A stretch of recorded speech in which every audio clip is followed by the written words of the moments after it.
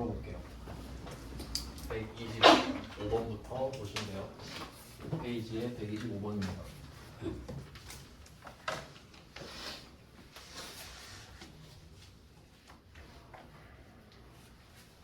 (125번) 문제는 에어컨을 구입했대요. 에어컨 200만원. 그리고 그 대금은 2주 후에 지급하기로 했다. 이런 거는 그냥 외상 이렇게 해석을 하고요.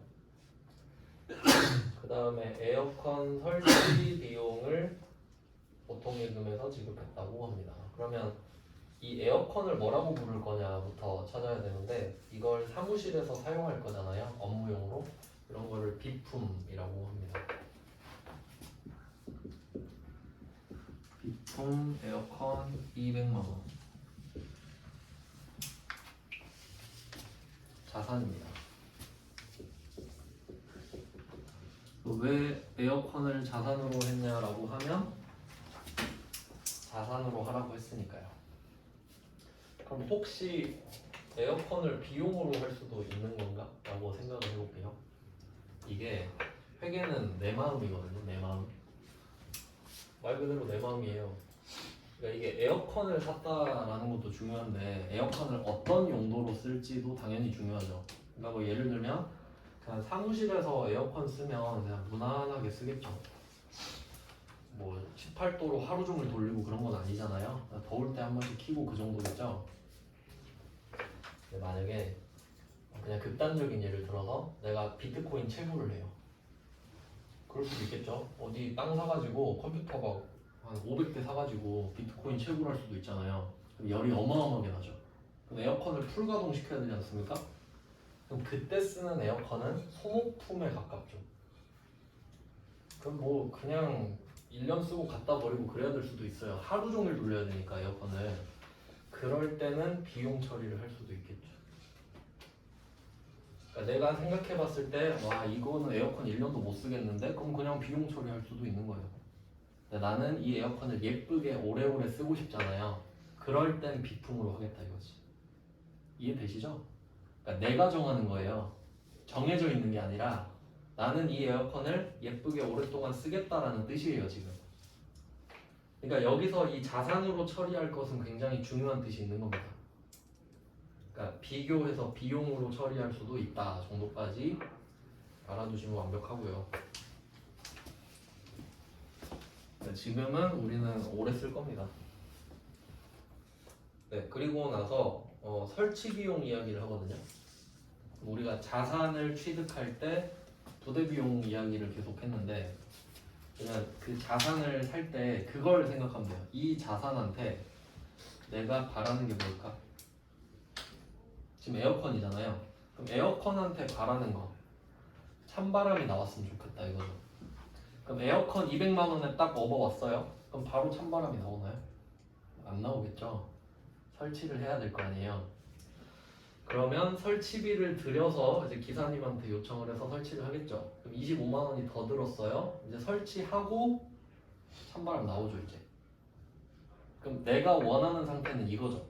그럼 이 상태까지 될 때까지 225만 원 쓴 거 아니에요? 그래서 취득 부대 비용을 더하는 거예요. 25만 원. 그러면 여기다가 제가 감가상각 맛보기를 한번 보여드릴게요. 감가상각 맛보기. 이게 200이랑 25만 원은 원래 별개죠. 그러니까 회계가 아니었다면 우리는 절대 이걸 다른 걸로 봤을 겁니다. 맞죠? 그러면 이거를 200만 원짜리를 5년 동안 감가상각 한다고 할게요. N빵 쳐가지고. 그러면 1년에 40이죠. 원래 40만 원씩 5번 해서 감가상각하면 끝이에요. 네, 설치했잖아요. 그럼 이 설치를 5년 동안 쓰려고 설치한 거죠. 그러니까 얘도 더해서 같이 나누는 거야. 얘도 5만 원도 5번 이렇게. 그러니까 1년에 45만 원씩 떨어지지. 요런 개념이라고. 그럼 더하는 거 맞죠? 그러니까 설치를 지금 했다고 지금 비용 처리하는 거는 합리적이지 않다 이거지. 난 이걸 5년 동안 쓰려고 설치했는데, 그럼 얘도 5개월 할부로 하게 해줘라. 이런 느낌이니까 더하고 같이 나눠요. 이해되시나요? 그래서 더합니다. 자, 그 다음 결제. 외상했죠, 외상. 이제 아시죠? 원재료가 아닌 걸 외상으로 사면 미지급금. 이제 알면 돼요.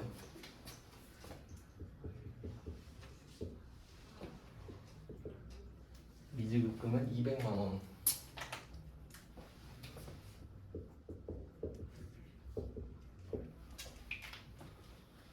미지급금은 아직 돈을 안 줬는데 누구한테 줄지 적어볼게요. 수연전자입니다.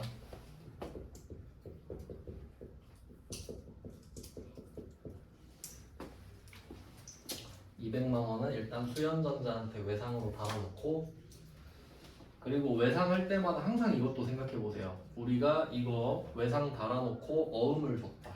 약속 어음 줬다. 그럼 지급어음이죠? 미지급금. 원재료 아니니까 이거 계속 생각하셔야 돼요. 원재료가 아닌 걸 외상하면 무조건 미지급금이에요. 원재료가 아닌 걸 외상하면. 기억이 안 나시는 것 같으니 한 번만 정비를 하고 갑시다. 회계에서는 what이 중요하지 않아요. 맞죠? y가 중요하다고 했죠? 그러면 우리가 어음을 줬다고 지급어음을 쓰는 거는 what에 대한 접근 아닙니까? 너 지금 뭐 한 거야? 어음 줬는데요? 지급어음. 아니 그거 말고 왜 줬냐고. 원재료 사면서 준 거야? 아닌 거 사면서 준 거야? 이게 중요하잖아요. 나는 원재료를 사는 게 중요하잖아. 원재료가 아닌 건 안 중요하잖아. 그러니까 원재료를 샀을 때 어음 준 건 지급어음이고 원재료 아닌 건 미지급금으로 해놔야 구분이 되지. 왜 줬는지 적어야 되니까 왜. 그러니까 이래서 이해를 하고 외워야 돼. 알겠죠? 이유가 있다는 거죠. 네, 그리고 이제 25만 원은 보통예금으로 줬다. 네, 이런 거는 틀리면 안 돼요.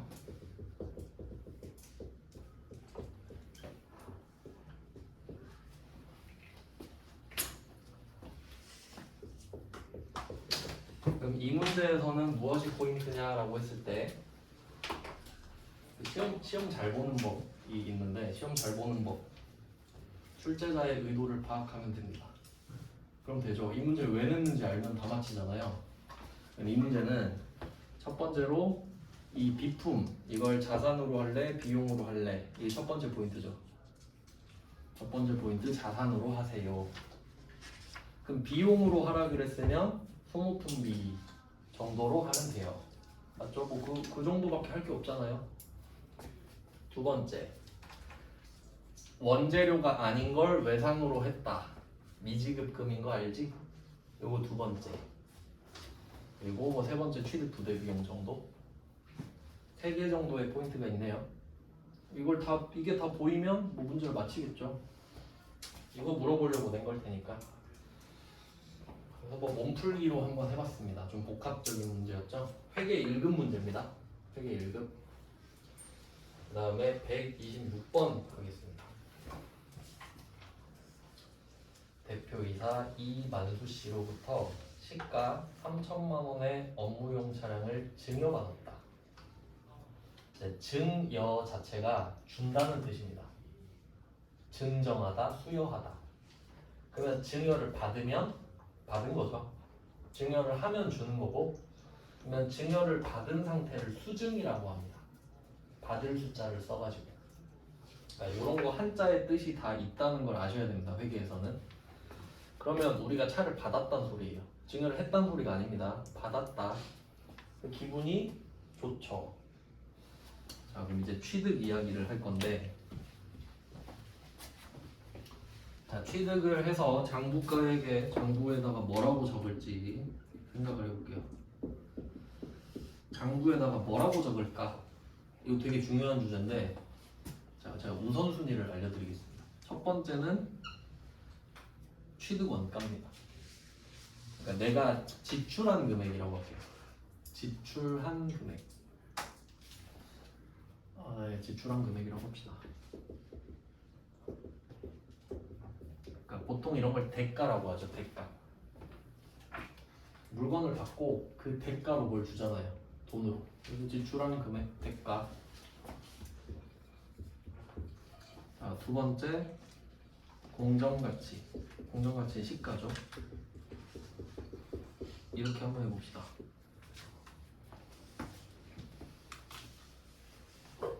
자, 이게 우선순위예요. 그러니까 두 개가 있어요 이 말이 아니라 1번이 있으면 1번을 쓰시고 1번이 없으면 2번을 쓰세요 라는 뜻이에요. 우선순위. 그러면 이 상황에서 대입을 해야 돼. 항상 대입. 125번 문제를 보시면 1번이랑 2번 중에 뭐가 있나 보세요. 1번이 있죠. 지출한 금액이 있죠. 200만원 지출하고 25만원 지출했죠. 그럼 얘는 1번이 있으니까 1번 쓰면 되죠. 아주 간단하네요. 그럼 이게 취득원가가 돼서 장부에 적는 거 아닙니까? 그러니까 지금 우리 취득금액 찾는 거거든요. 취득금액, 취득원가. 그러니까 취득한 대로 장부에 적잖아요. 그럼 그게 얼마냐고. 그럼 내가 준 돈 적겠죠? 225만원. 그 다음에 126번으로 갑니다. 그럼 126번은 차를 취득한 거 맞죠? 취득을 했어요. 얼마 지출했죠? 여기에서 지출한 금액은 210만원이네요. 그럼 차만 보면 차만. 취득세는 차가 아니니까. 빵원이죠. 그럼 우리가 차를 공짜로 취득을 했단 말이죠. 그러면 차, 빵원 이렇게 쓰면 안 적히죠. 그럼 그렇게 적을 수가 없잖아요. 그럼 얘는 엄밀히 따지면 지출한 금액이 없는 거죠. 그럼 이제 2번 가라 이거예요. 네가 쓴 돈이 없으면 이거 저거 SK 엔카 들어가가지고 이 차 얼마인지 찾아봐. 이거예요. 그럼 받은 차의 연식이랑 키로수를 따져보니까 대충 한 3천만 원 정도 되는 것 같다 하면 3천짜리를 받은 게 되겠죠. 그러면 3천만 원짜리를 공짜로 받았으니까 기분이 좋겠죠. 근데 요거는 수익으로 잡거든요. 공짜로 받았으니까. 그 이름이 자산 수증 이익입니다. 누가 나한테 자산을 증여해줘서 그거를 낼름 받아서 기분이 좋아졌다는 뜻이죠. 자산 수증 이익 3천만 원이에요. 기분이 아주 좋습니다.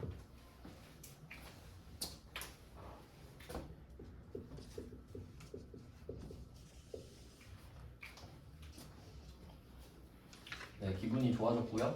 그러면 왜 기분이 그렇게 좋니? 라고 물어보니까 3천만 원짜리 차가 생겼어요 라고 대답하면 되겠죠. 그러니까 원인과 결과라고 보시면 되거든요. 그러면 차량 운반구. 자동차는 차량 운반구로 회계 처리를 합니다. 뭐 타고 다니는 차량 또는 짐을 운반하는 운반구 합쳐서 바퀴 달린 건 다 차량 운반구로 보면 돼요. 3천만 원짜리가 생겼습니다.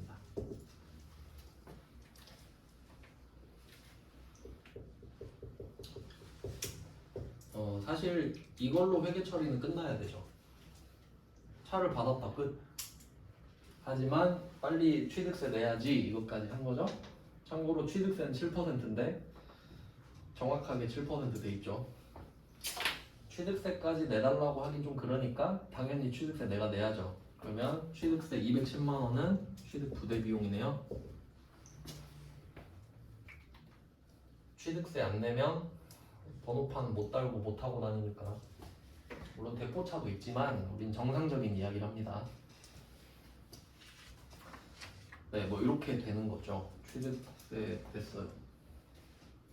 현금 210만 원. 얘도 하나의 전표로 회계 처리하라고 돼 있죠. 억지를 부리고 있다는 뜻이에요.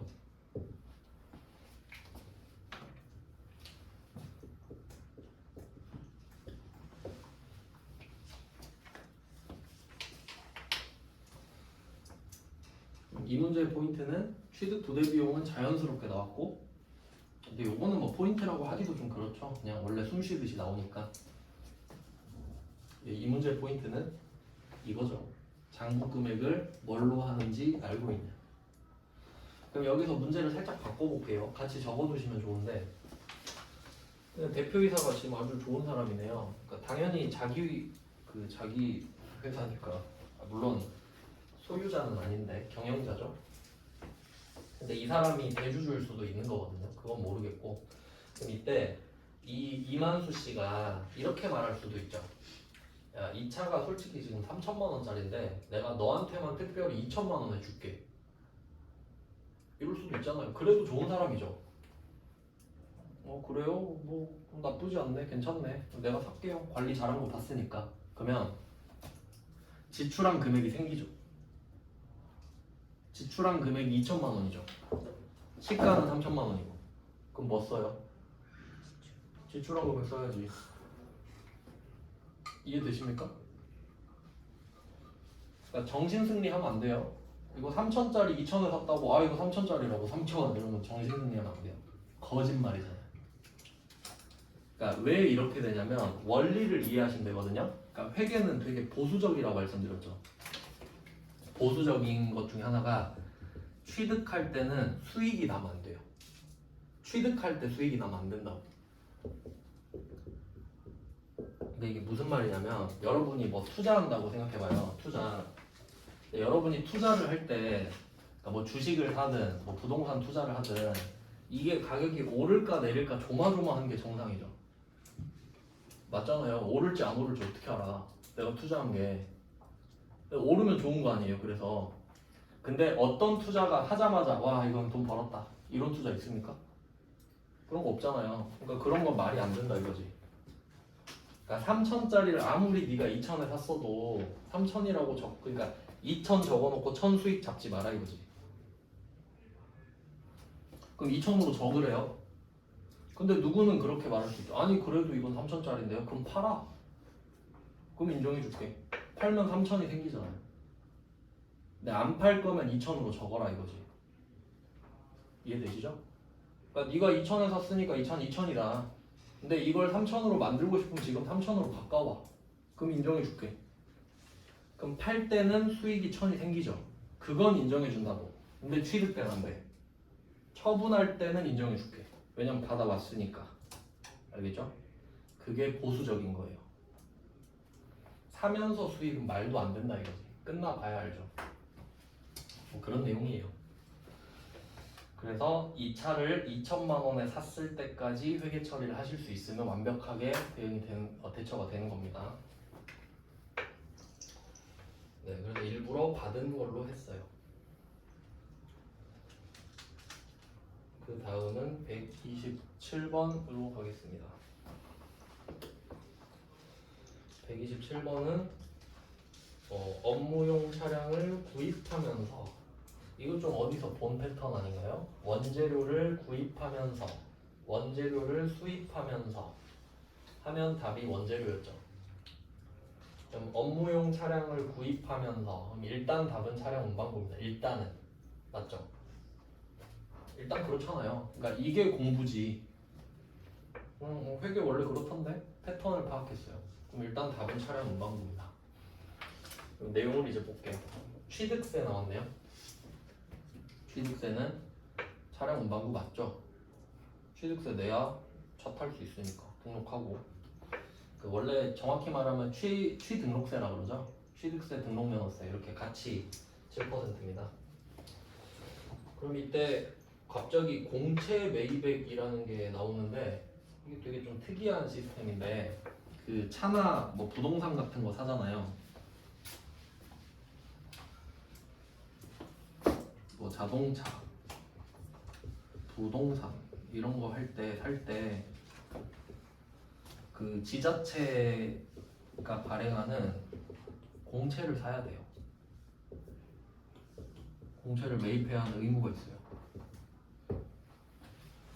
그냥 정해져 있어요. 그러니까 무슨 원리냐면 예를 들면 내가 집을 하나 샀어요. 아파트 샀어요. 그럼 광주광역시가 딱 보는 거예요. 오, 너 아파트 샀네? 돈 많은 거 보다? 나 돈 좀 빌려줘. 그거예요. 그러니까 내가 광주광역시가 발행한 채권을 사야 된다고요. 그럼 남의 채권을 산다는 소리는 우리가 돈을 빌려준 거죠. 그러니까 채권이 차용증서잖아요. 그럼 광주의 차용증서를 내가 산 거잖아. 100만 원 써진 걸 내가 산 거잖아요. 그럼 빌려준 거죠. 5년 뒤에 받거든요. 근데 이자가 없어. 왜 이자가 없어요? 그러니까 너 돈 많아서 산 거 아니야? 뭐 이런 느낌이에요. 그러면 여러분 같으면 어쩌겠어요? 실제로 차 살 때도 그래요. 차 살 때도 채권을 강제로 사야 됩니다. 저는 바로 팔았어요. 그러면 그 채권의 이름은 뭘까요? 단기 매매 증권이지. 사긴 사야 되잖아요. 법으로 정해놨으니까. 근데 나는 뭐 기다려서 뭐하냐, 그냥 딜러한테 팔게요, 팔아주세요. 그럼 손해 좀 보겠죠. 근데 그 금액은 단기 매매 증권이겠지. 팔아버릴 거니까. 그리고 내용을 보세요. 그럼 공채 매입액이 25만 원 써있죠. 공정 가치가 20만 원 써있어요. 그러니까 이거 제가 말씀드린 거 있죠. 이거 요렇게 하시면 되는데 예외가 있는 겁니다. 예외가 이거예요. 공채 강제 매입이라고 할게요. 강제로 사야 되니까. 강매당하잖아요.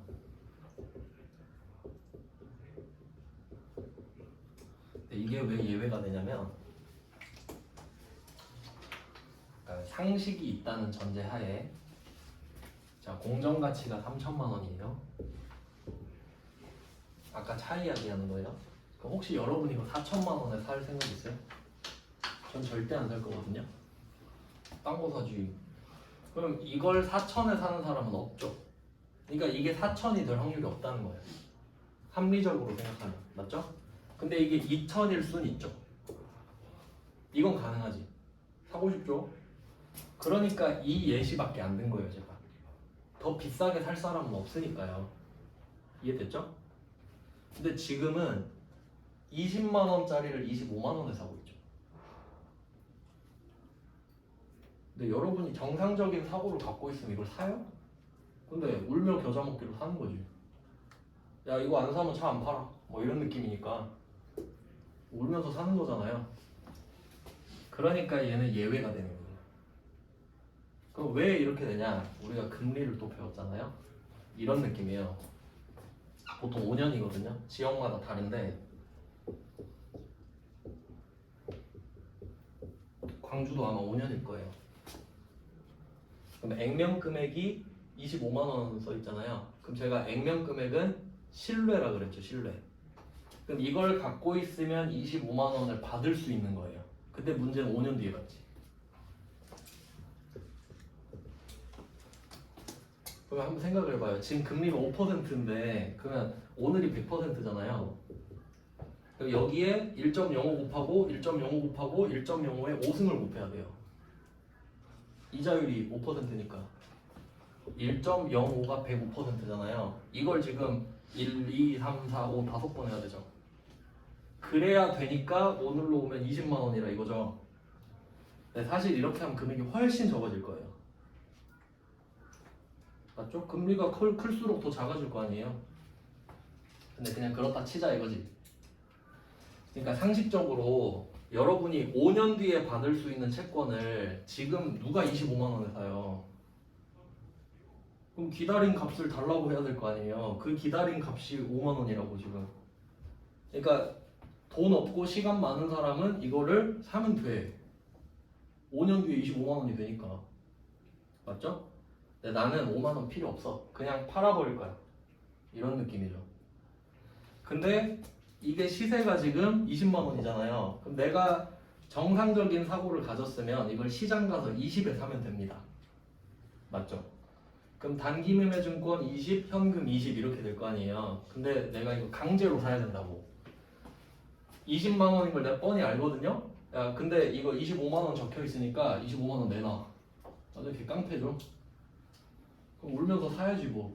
알았어, 5만 원 니 가져라 하고 그냥 던져버리면 돼요. 상황 이해되시죠?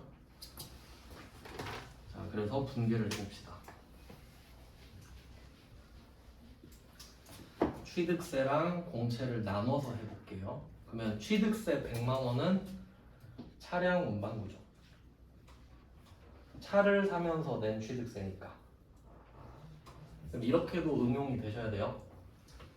토지 사면서 취득세 낼 수 있죠. 그건 토지죠. 건물 사면서 취득세 낼 수 있죠? 그건 건물이고. 투자 부동산 사면서 취득세 낼 수 있죠? 그건 투자 부동산이고. 이해되시죠? 취득세 자체가 중요한 게 아니죠. 뭘 사면서 냈냐, 왜 내냐, 이게 중요했죠. 그럼 일단 차량 운반부 100만 원을 적습니다. 이거는 취득세에 대한 회계 처리예요. 차량 운반부 100만 원. 그리고 현금으로 냈대요. 차근차근 풀어보겠습니다. 하나씩. 자, 이렇게 하면 취득세는 끝났습니다. 간단하죠?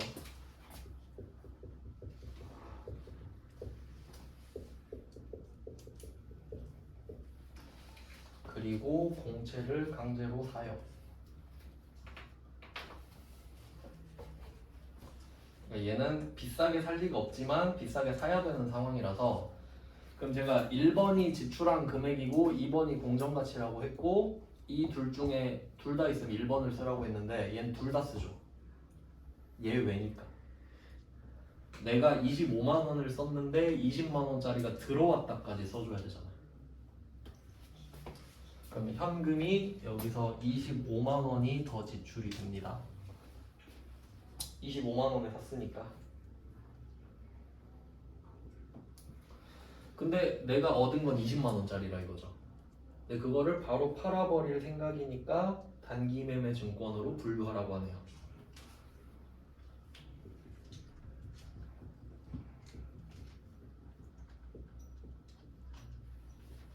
네, 여기서 내가 25만 원을 냈으니까 얘도 25만 원 하면 거짓말. 누가 봐도 20만 원짜리입니다. 그럼 20이라고 적어야 돼요. 지금 팔면 20이니까. 이렇게 되거든요. 그럼 5만 원이 비죠. 자, 이렇게 정리를 했습니다. 그리고 기분이 어떤지 생각해 보세요. 기분이 좋나요? 나쁘나요? 안 좋죠? 비용이죠. 비용이죠?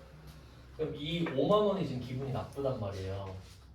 그럼 여러분이 이 5만 원이 기분이 안 나쁘게 되는 방법이 하나 있어요. 차를 안 사면 되죠. 안 사면 되잖아요.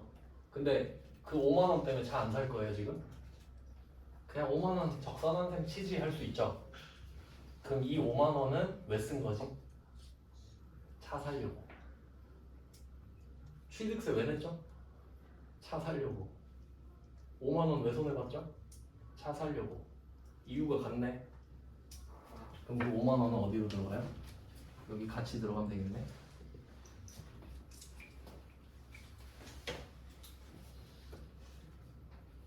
이게 사고방식을 좀 바꿔놓으면 좋은데, 어떻게 보면은 이거 공채 혼을 보는 거 있잖아요. 이건 개해자예요.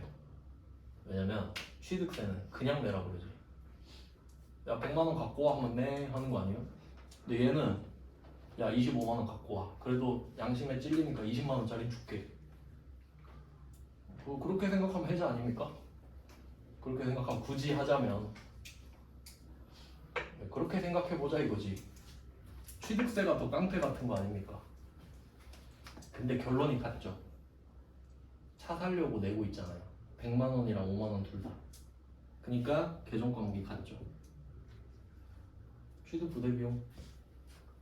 그러니까 범주를 크게 잡아야 된다고요.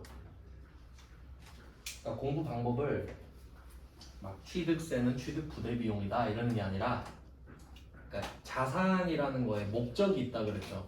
그러니까 내가 이 자산을 왜 사지 생각을 해요.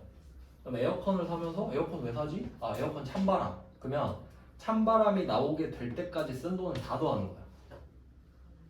내가 원하는 에어컨은 그래야 되니까. 맞죠? 그럼 차를 살 거야. 그럼 차를 왜 사요? 타려고 사는 거 아니에요. 그럼 취득세 내고 등록세 내야 탈 수 있죠. 그러니까 취득세도 더하고 등록세도 더하고 채권도 더하고. 알겠죠? 그런 식으로 공부를 하시면 좀 좋습니다. 크게 잡으면 좋아요. 그러니까 일단은 숲을 먼저 보고, 그러니까 지금 나무부터 보고 있으면 좀 힘들어요. 그러니까 대충 크게 보는 거, 크게. 그래서 보니까 취득세랑 비슷하군. 오히려 취득세보단 좋은 걸 이 정도로 생각을 하고 넘어갑시다.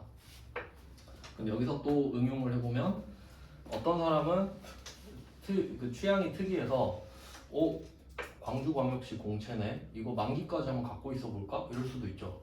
그럼 만기 보여준 건 되겠죠. 네, 만기는 에바지만 일단 갖고 있어 볼까? 그럼 매도 가는 증권이죠. 그럴 수도 있겠네. 맞죠? 그냥 뭐 그렇다는 겁니다. 128번이랑 127번은 똑같은 문제예요. 똑같은 문제. 127번, 128번은 연결해 두시고 따로 풀어보세요. 128번은 한 개만 체크하시면 되는데 세 번째 줄에 매도 가능 증권에 투자 자산 써 있죠. 숫자 큰 거란 뜻이죠. 투자 자산이 비유동 자산이잖아요. 그러니까 숫자 큰 거라는 뜻이라고요. 그러니까 이거를 왜 계속 강조를 하냐면 지금 매도 가능 증권이라고 답을 알려줬잖아요. 그럼 여러분이 매도 가능 증권 검색하잖아요. 두 개 뜨거든요. 뭐가 위에 있겠어요? 숫자 큰 거, 작은 거. 작은 게 위에 있겠지. 1, 2, 3, 4, 5, 6 이렇게 가지 않아요? 그럼 매도 가능 증권 쓰고 신나가지고 엔터를 딱 쳤다. 그럼 바로 틀리죠. 작은 게 골라지니까. 그러니까 큰 거 골라라라고 써있잖아요. 그럼 작은 거 나올 수도 있잖아요. 이럴 수도 있죠. 그러면 당좌 자산이라고 써있겠네. 네, 뭐 이해가 좀 되시나요? 구조입니다 지금. 그러니까 문제마다 포인트가 되는 단어들 그거의 뉘앙스 파악하는 게 중요해요. 뭐 그건 따로 풀어보시고 128번은 그 다음에 129번 요거는 그 보너스 문제로 넣어봤는데 자동차 보험입니다.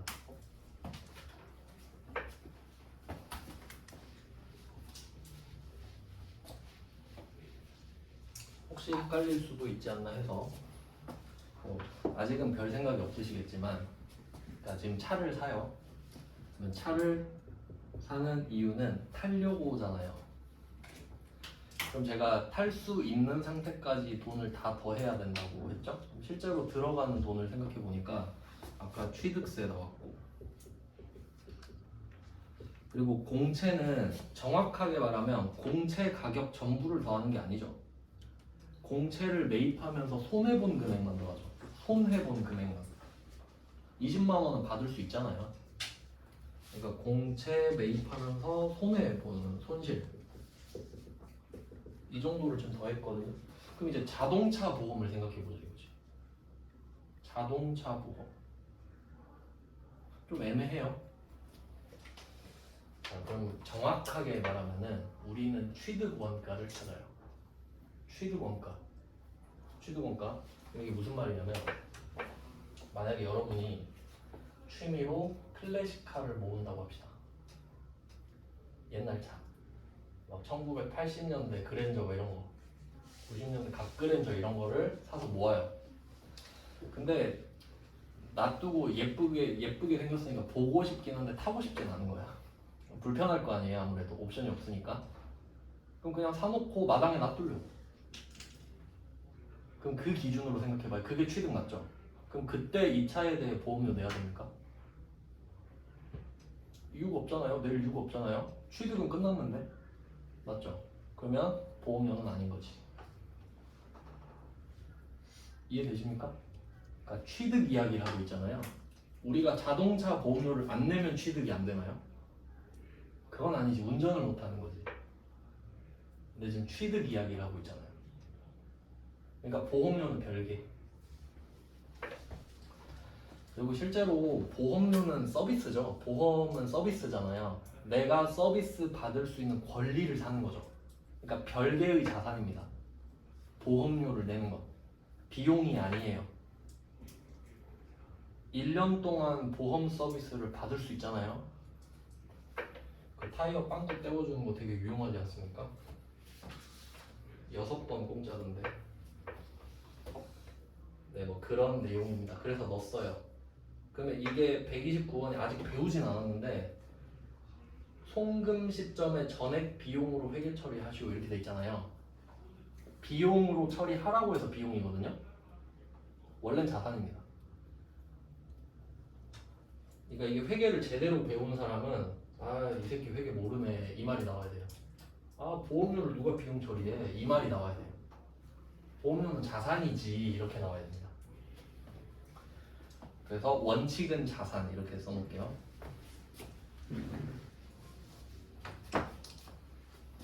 근데 굳이 비용 처리 하라잖아요. 그럼 비용 처리 뭐 하냐? 보험료로 합니다. 보험료. 그럼 보험료는 비용이거든요.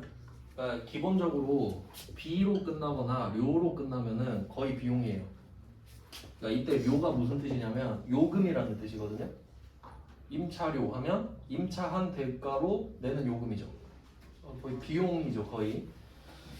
무조건은 아닙니다. 무조건이라고는 안 했어요. 그러면 보험료 쓰면 되는데 이 차가 트럭이죠, 트럭. 500번 보험료 이렇게 가는 겁니다. 500번 보험 숫자는 안 쓸게요. 숫자가 안 예쁘니까. 뭐 보통은 이렇겠죠, 보험료가. 보통 예금. 그럼 참고로 답을 좀 알려드리면 이게 비용이잖아요. 나중에 따로 배웁니다. 이거 자산으로 회계 처리하면은 선급 비용이라고 있어요. 선급 비용. 되게 중요한 계정 과목인데 자산입니다.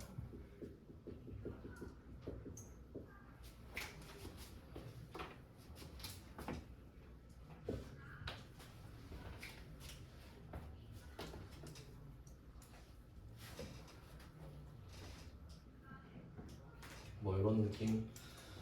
이게 특이한 게 뭐냐면 비용으로 끝나는데 자산인 거예요. 근데 그 이유는 제가 앞에서 한번 설명드렸는데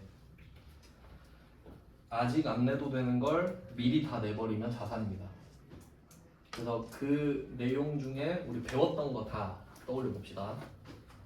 선급금 배웠죠? 선급금.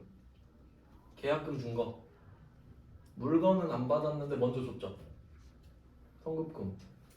그럼 계약금 줬으니까 빨리 그랜저 줘. 자산이 생겼죠? 권리. 선납세금. 선납세금. 나중에 법인세 낼 때 이만큼 덜 내죠. 미리 내놨으니까. 선급금, 선납세금, 선급 비용. 이것도 미리 내버렸지. 그럼 1년 동안 안 내도 되죠. 그럼 자산. 계속 써먹으면 되거든요. 그러니까 비용이 아니라 선급 때문에 자산이죠. 그 수익에서 배웁니다. 수익 비용에서. 네, 그러면 130번으로 이제 넘어가겠습니다. 그러니까 129번은 취득 부대 비용이 아니라고 넣어놓은 거예요. 아니다. 그러니까 이거를 잘못 이해하면 차량 운반구로 넣어버릴 수도 있는데 별개라는 겁니다. 그 다음에 130번까지만 할게요. 딱 자동차까지거든요. 130번이. 자, 130번은 자동차세입니다. 자동차세 이거 자동차세가 되게 구조가 특이하게 돼 있어요. 아마 제 기억으로는 그 경차가 그러면 그 싸겠죠? 제 기억으로는 아마 이랬던 것 같아요. 그 경차가 1000cc 이하를 말하잖아요, 보통. 보통 998 이렇게 가거든요. 그럼 그냥 1000이라고 하면 이때 이 경차에 대한 세금은 cc당 100원 내요. 100원. 이렇게 되거든요.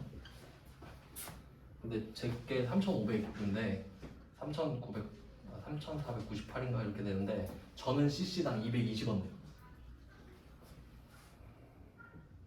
엄청 슬프겠죠?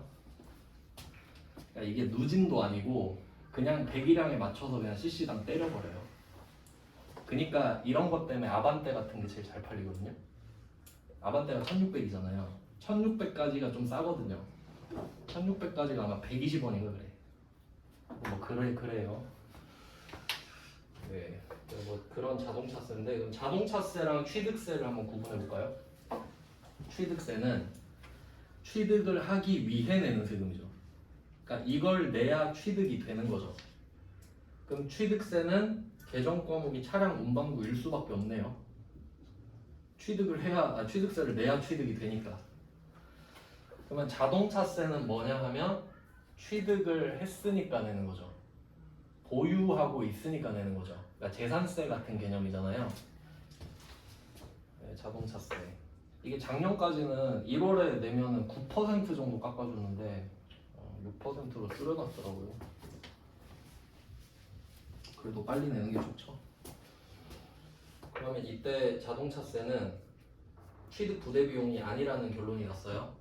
그러니까 여기서 제가 좀 강조해드리고 싶은 게 있는데 취득세랑 자동차세를 비교해서 좀 이해하기 쉽게 해보면은 제 생각에 취득세는 할부, 자동차세는 일시불. 전 이렇게 생각을 하거든요. 근데 기준은 뭐냐면 1년 단위예요. 1년 단위. 그러면 자동차세는 원래 1년에 2번 냅니다. 상반기, 하반기. 6 이렇게 내면 6월, 12월에 내요 원래. 그러니까 빨리 내면 깎아주는 거예요. 그럼 이때 자동차세는 1년 사이클로 봤을 때 매년 내죠. 매년 내죠. 자동차세를 올해도 내고 내년도 내고 계속 내요. 탈 때까지. 폐차할 때까지. 취득세는 돼요. 언제 폐차할지 모르지만 선불로 미리 내놓죠. 그러니까 취득세는 단 한 번. 근데 자동차세는 얼마나 낼지 나도 모르죠. 자동차의 수명과 함께 하니까.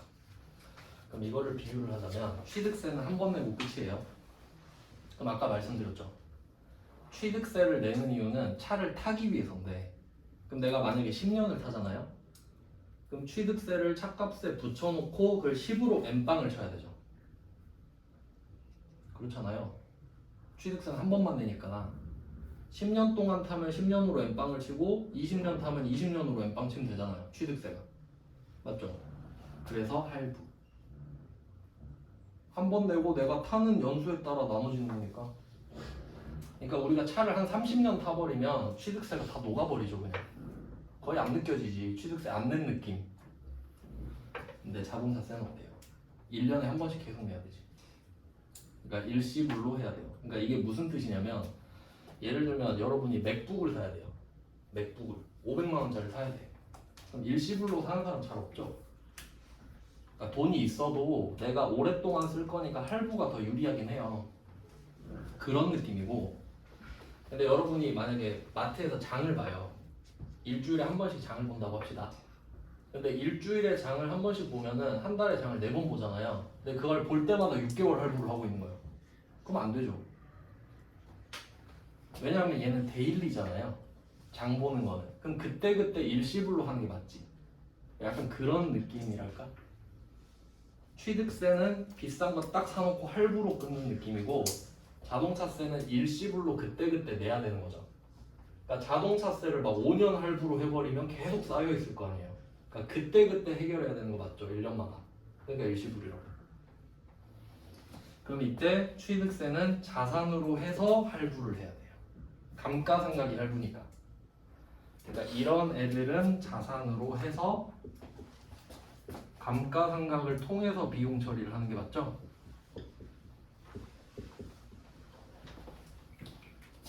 네. 사용하는 연수에 비례해서 끊어야 되니까. 근데 자동차세는 해마다 해결을 해야 되죠. 그러니까 그때그때 비용 처리로 끝내는 거예요. 자산으로 계속 쌓아두면 가격이 너무 높아지잖아요. 그러니까 얘는 바로 그냥 비용 이렇게 됩니다. 대충 이런 느낌이에요. 그러니까 뭐 여러 가지로 설명할 수 있는데 취득세를 내야 취득이 되니까 자산 이렇게 볼 수도 있고 취득 후에는 비용이다 이렇게 봐도 되고요. 조금 이해하기 쉽게 저는 이렇게 생각을 해서 그럼 이렇게 하면 비용이 나왔으니까 그러니까 자산으로 할 때는 사실 필요가 없잖아요. 차량 운반구 하면 차량 운반구 하면 되니까 이름이 필요가 없어요. 근데 얘는 이름이 있어야죠. 비용이니까 얘는 비용인데 내용이 세금이죠. 그럼 이때 계정 과목이 세금과 공과를 써요. 세금이랑 공과금.